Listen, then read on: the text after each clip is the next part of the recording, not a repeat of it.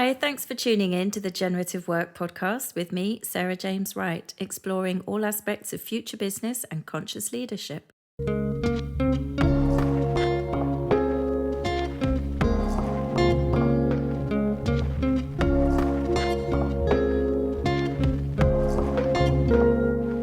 Hi, everybody, and welcome to this episode of the Generative Work podcast. And I'm delighted today to be joined by Sadie Sharp of Sharp Transformations, who also has set up a not-for-profit called the Platform Project to support young entrepreneurs, and has written a book called Breakthrough about her amazing successes in the organizational field and some of what it cost for her to get there.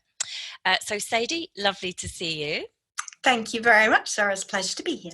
Thank you. And so Sadie and I worked together, we think about 3 years ago. My idea of time is always a bit vague in the past. Yeah, it was. It's been a long 3 years, but yeah. A good few years ago. And Sadie has kindly offered to come onto the Generative Work podcast and ask me 3 questions about generative work. So Sadie, I think you've got some tough ones for me, but have at it. I have. I relished this when you said to me, think of 3 questions to ask. And I thought, it's my time to get you back for all those really awkward, thought-provoking questions you asked me. So I'm loving this. Thank you, Sarah. Yeah, right, I'm not so sure it's a good idea, but hey, let's go ahead. You're going to regret this. So since I worked with you, as I said to you before, it's been one of the biggest transformational kind of experiences for me personally, as well as professionally.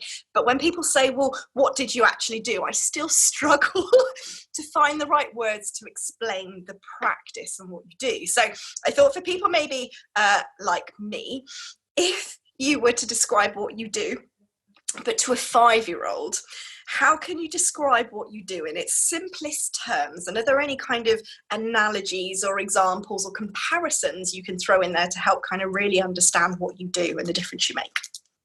Okay.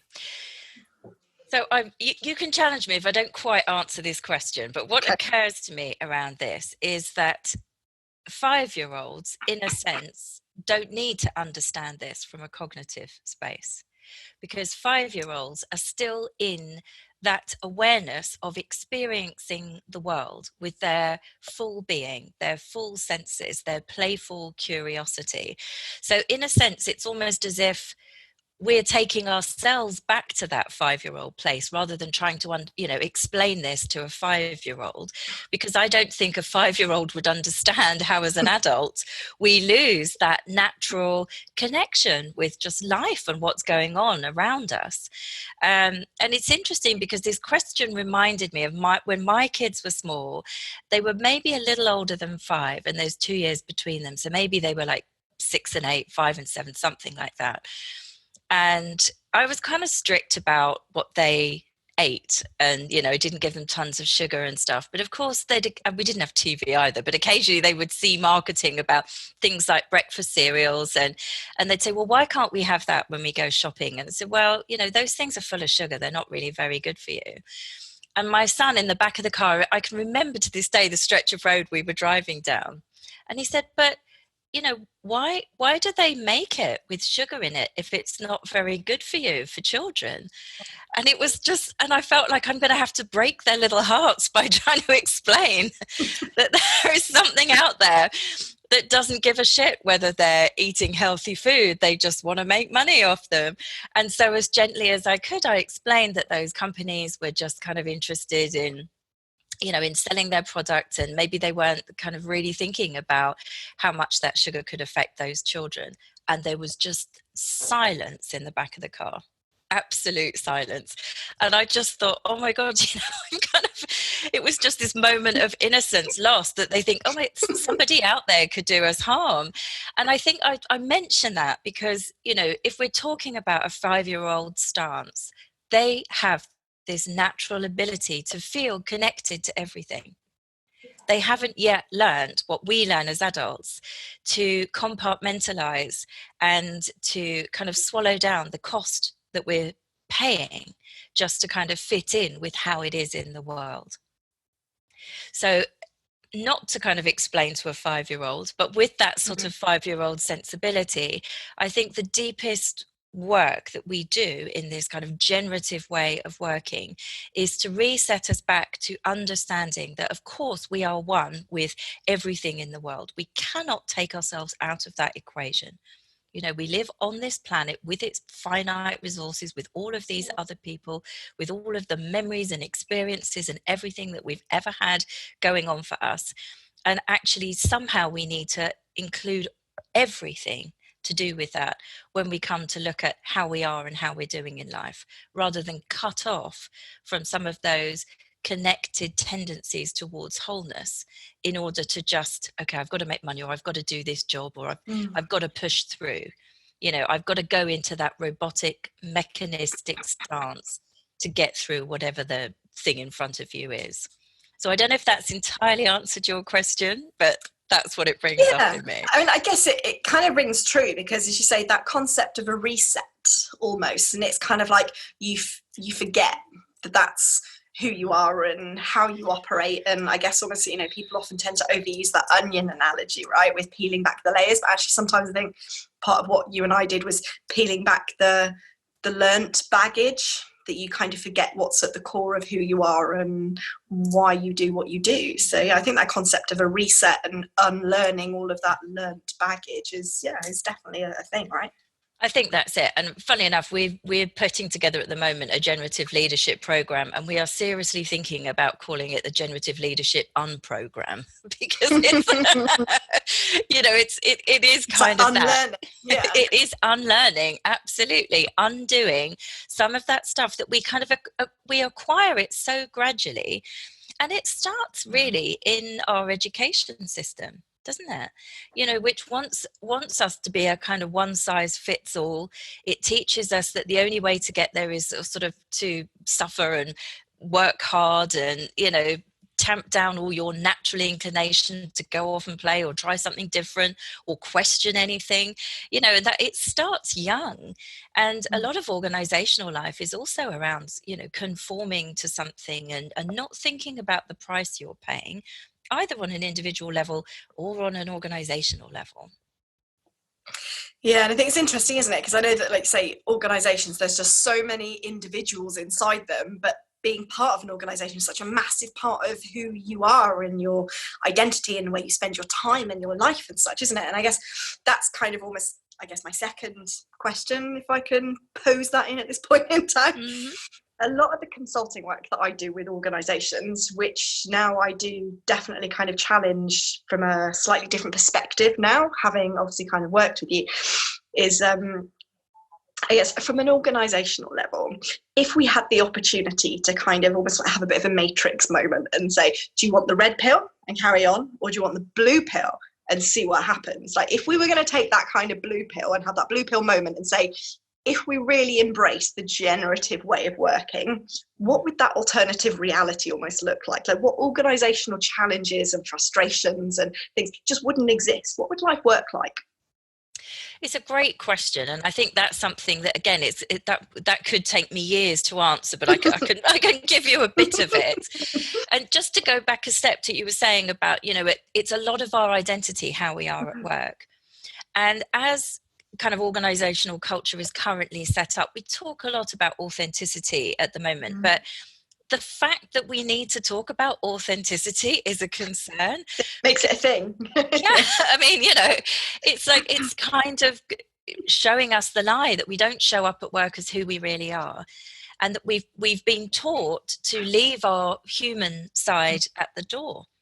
And so you don't let on if, you know, if something's going on at home, if you're feeling like shit, if you're really unwell, you know, it's that idea that you've just got to go in there and perform no matter what. Yeah. So I think that would be one of the first things we noticed. I mean, I'd love to take the blue pill. I'd like to be able to, for everybody to just show up as they truly are at work.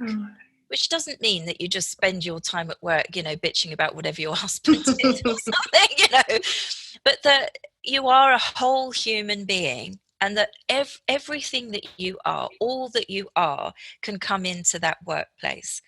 So the boundaries between home and work, I think, would just be a lot softer.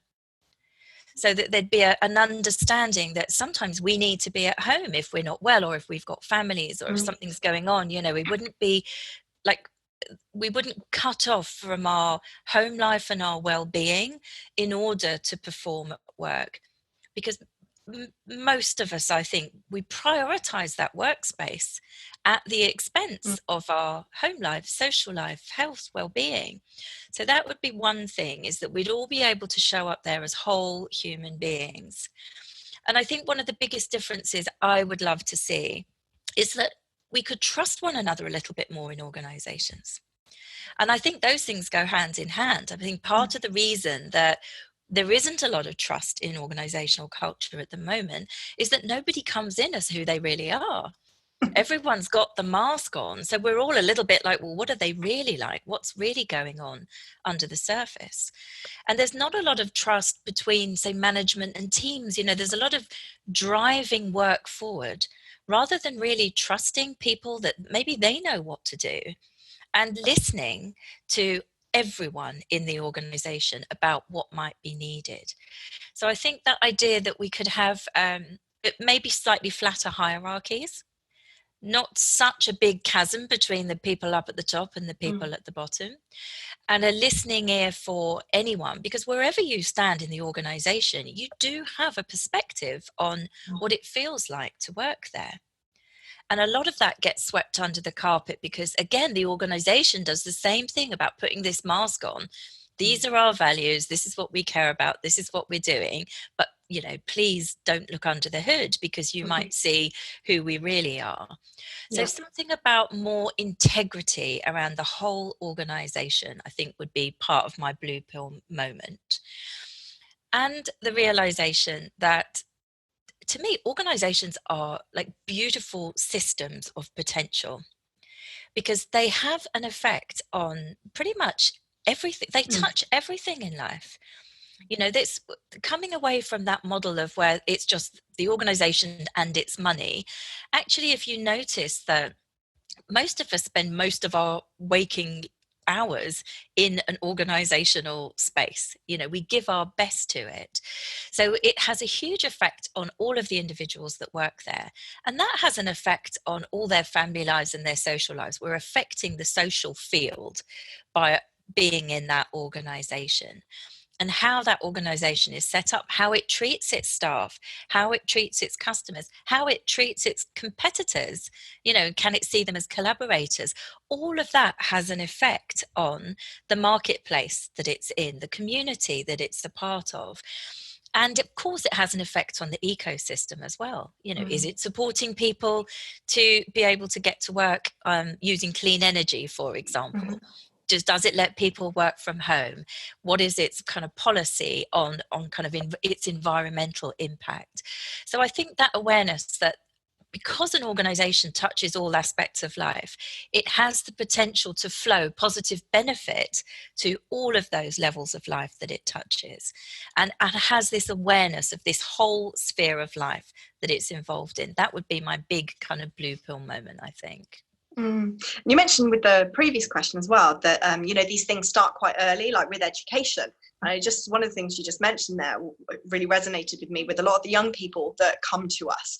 And we do some kind of group work with them and say, what's maybe if they've left school and they're not maybe thriving, it's like, what's your most standout memory from school?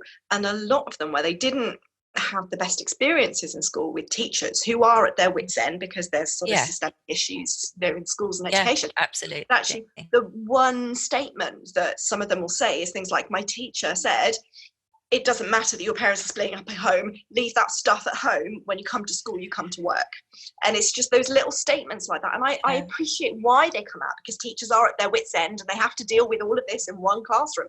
But it starts that thinking, doesn't it, as the sort of the authority parent-child kind of thing. And actually, no, you come here to perform a job and this is the box you fit into, and you need to conform to my boundaries in that box, not your boundaries and who you are. And that starts so early. And for these kids to be talking about this 5, 6, 7 years after they've left the education system, it's scarred them. Yeah, absolutely. I mean, that touches my heart, Sadie. I mean, that's such a shame, isn't it? And I've heard horror stories, even amongst my children's friends, about young people who have lost a parent, their parents died, and the expectation is, well, you've had a couple of weeks, you need to get back on with your exams.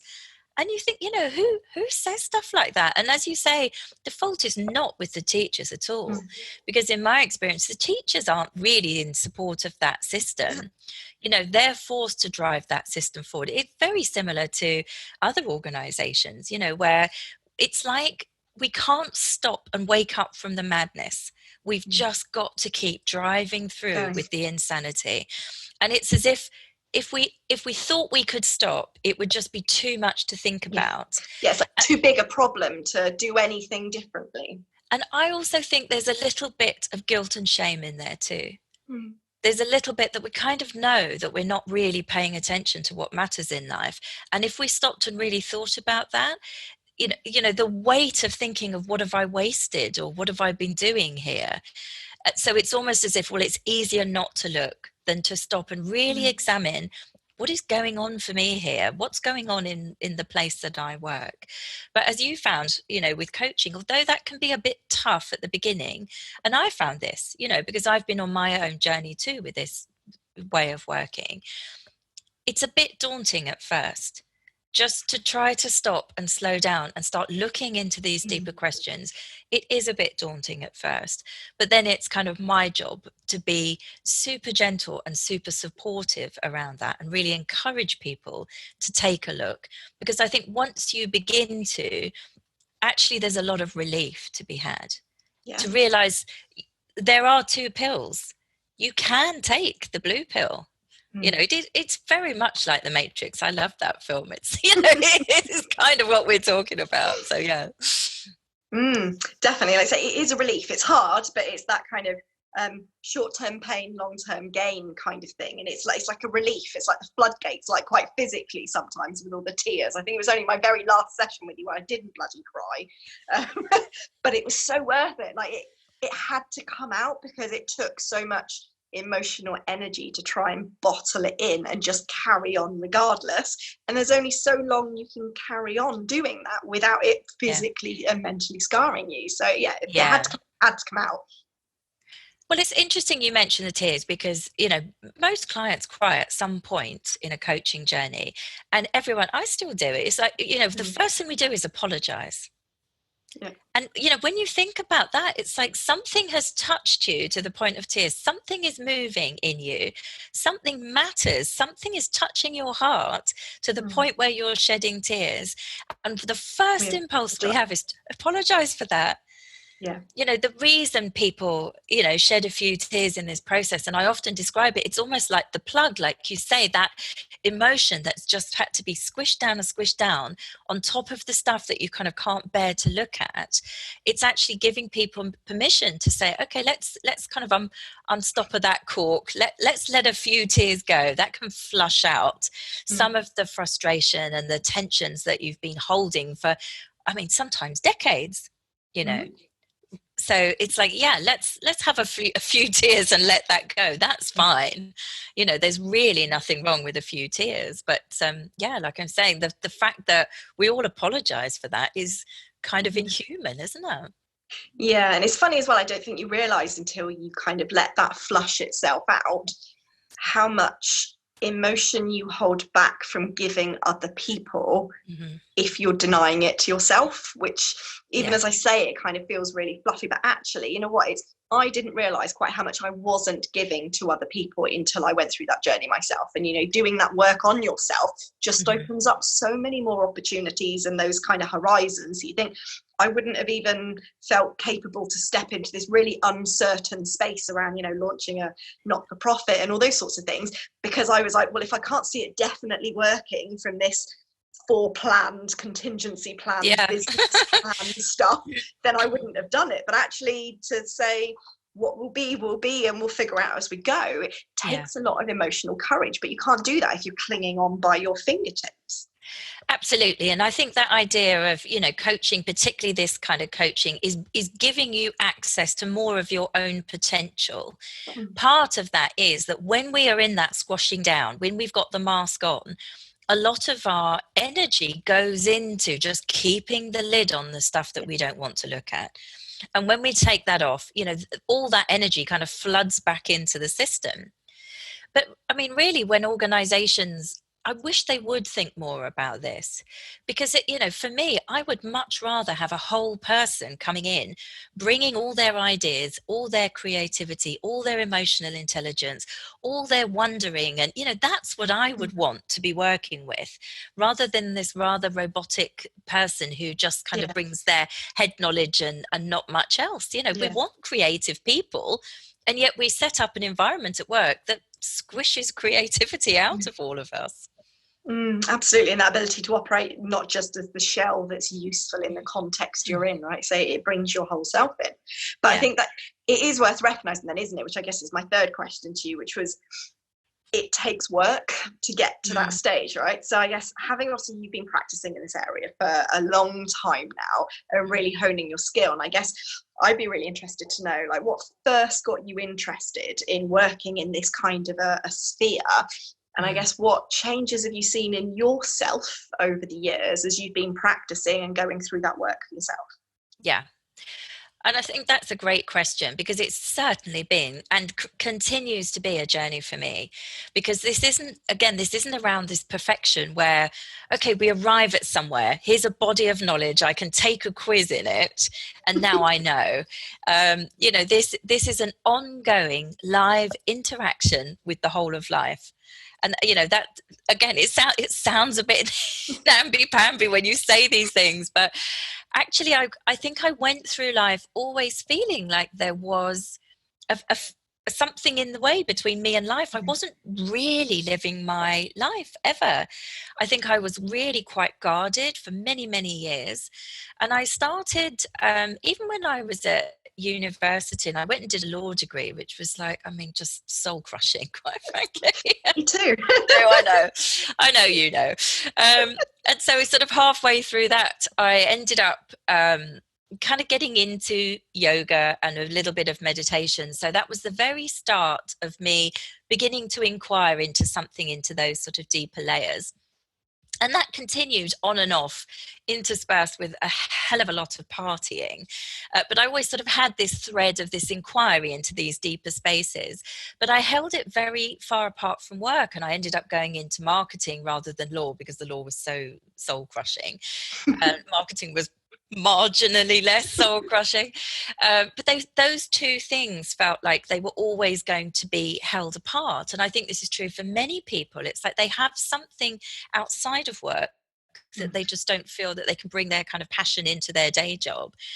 And then many of my friends had talked about this form of work called constellations, and I knew it was like a group process that could be applied in a family context or in a work context. And so one of my friends who was involved in this and had done the training said, oh, why don't you come along to this workshop? So I was like, yeah, I'll come along and have a look.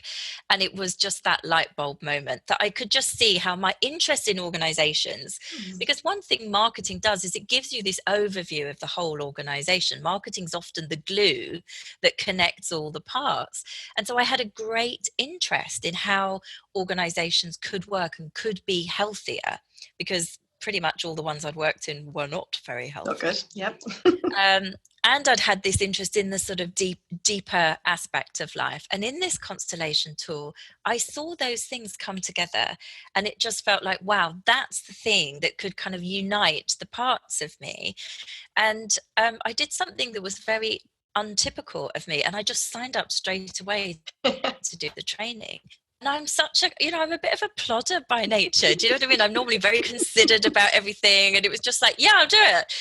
And kind of leapt into it, and was a little bit all at sea at the early part of the training, because most of the other people were kind of management consultants and coaches, and I'd sort of come from this marketing background, and I think I was the youngest person. It was just it wasn't a natural fit on the surface, but I loved it and learned a lot, and did in fact 2 years of training. So that was probably about 12, 13 years ago, I think. And so that, in terms of my work, it enabled me to see a way that I could work that allows for this wholeness approach to life, and my interest in what makes a healthy organization tick. And so I have a Buddhist practice. And I always sort of encourage people to find a way to connect in with something larger than life. But that doesn't have to be any kind of spiritual practice. That can be a walk in nature. It can be art. It can be dancing. It can be hanging out with your family. Anything that you love to do that reminds you that there's something bigger out there. But I think my Buddhist practice has really shifted the kind of ground of who I am, so that I've become, through this kind of exploring all these different ways of being and working, I've become more of myself, just more and more of myself. I feel a lot more grounded. Um, I'm still a little bit of a plodder, I can still find myself feeling a bit fearful. But realizing that I have to take risks to be able to kind of bring this out into the world. Doing this podcast and not, that's a bit of a risk for me. It's trying something new. It's a little bit in my stretch zone, but it's really wanting to share these ideas and be a bit bolder than we have been of late around it.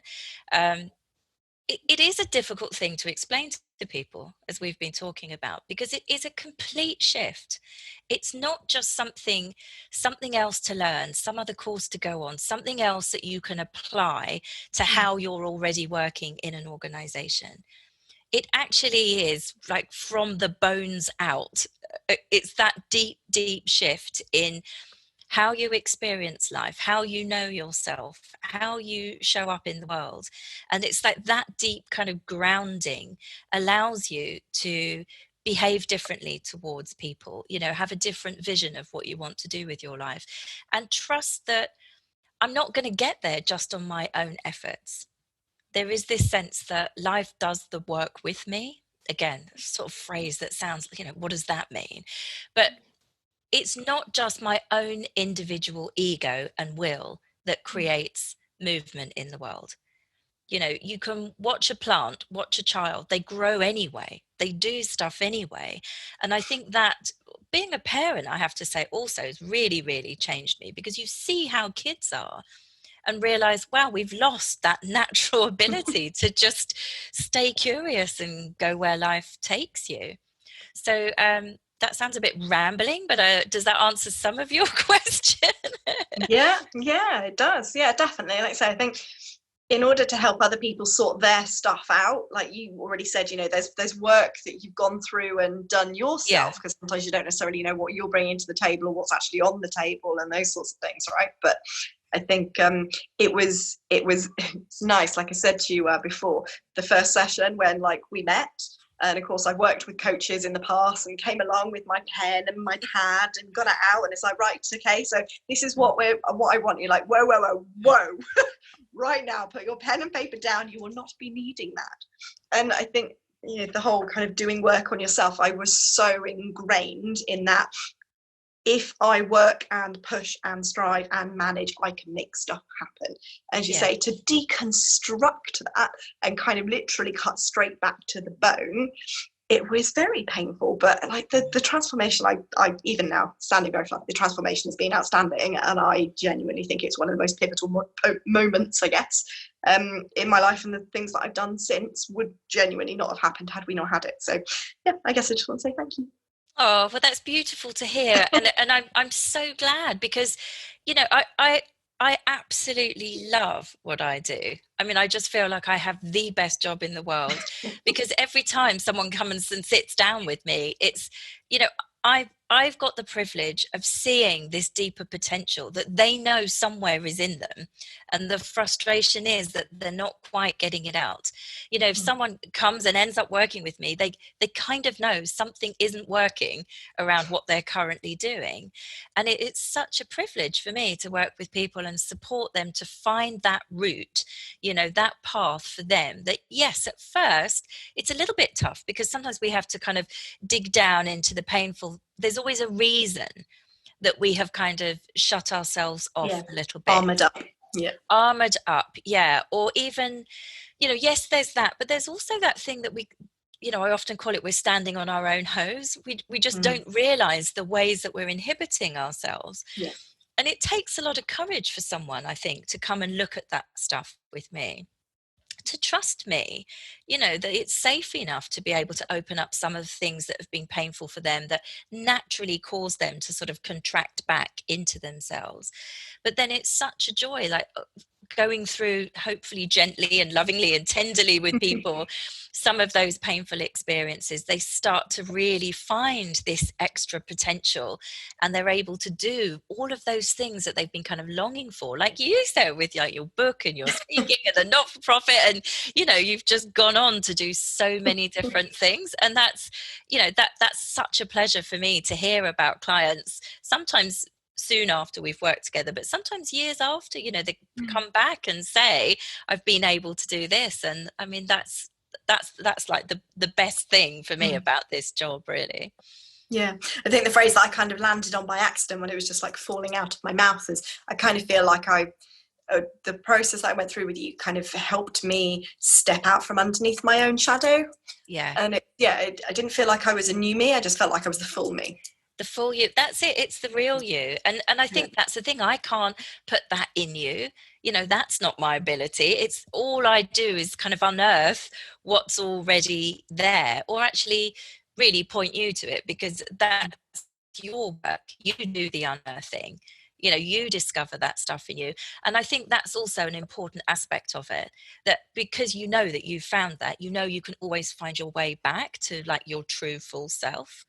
Even because all of us end up getting caught up in the day-to-day crazy again, and it's that sense of just being able to stop, pause, check in again, remember who you really are, what's really important to you, and take better care of yourself.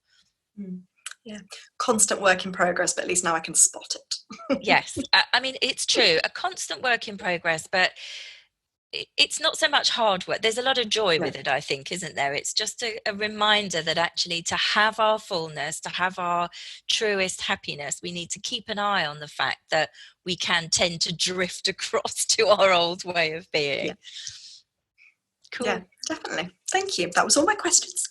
Perfect. Well, thank you so much, Sadie, and I wish you the best of luck with everything. And anyone listening, do check out Sadie Sharp, Sharp Transformations, the Platform Project, and Sadie's new book, Breakthrough, which is amazing.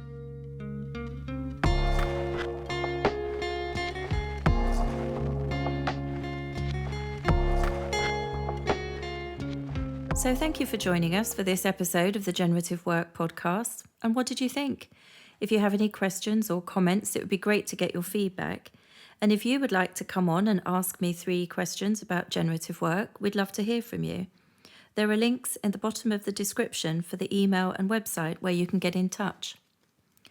We're looking to build a truly collaborative community for people interested in working generatively, so all ideas welcome. And we look forward to exploring another topic with you next time. Drop us an email if you'd like an update on our next podcast release.